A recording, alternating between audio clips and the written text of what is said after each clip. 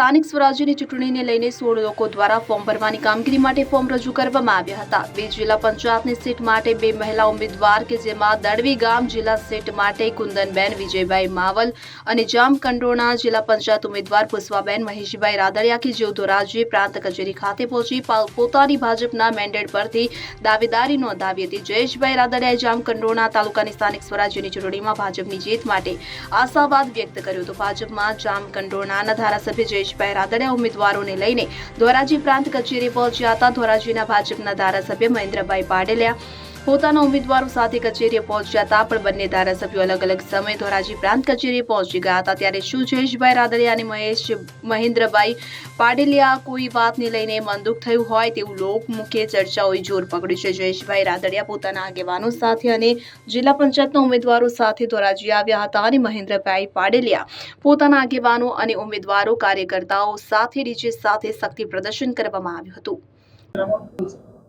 સ્થાનિક સ્વરાજ્યની ચૂંટણી માટે આજે જામકંડોરણા જિલ્લા પંચાયત અને જામકંડોરણા તાલુકા પંચાયતના ભારતીય જનતા પાર્ટીના ઉમેદવારોના ફોર્મ આજે પૂરા વિધિના વિશ્વાસ સાથે ભર્યા છે।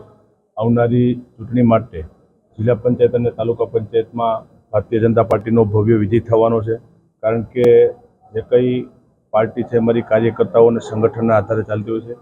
કાર્યકર્તાઓ પૂરી હિંમત અને જોશ સાથે આ ચૂંટણીના મેદાનની અંદર છે અને આવનારા દિવસોની અંદર સ્થાનિક સ્વરાજ્યમાં જિલ્લા પંચાયત હોય કે તાલુકા પંચાયત તમામ જગ્યાએ ભારતીય જનતા પાર્ટીનો ભવ્ય વિજય થશે। અલ્પેશ ત્રિવેદી સાથે CN24 ન્યૂઝ। હવે જુઓ દેશ દુનિયાની તમામ ખબરો તમારી આંગળીના ટેરવે। ઉઠાવો મોબાઈલ અને Google Play Store પરથી ડાઉનલોડ કરો અમારી CN24 ન્યૂઝ મોબાઈલ એપ।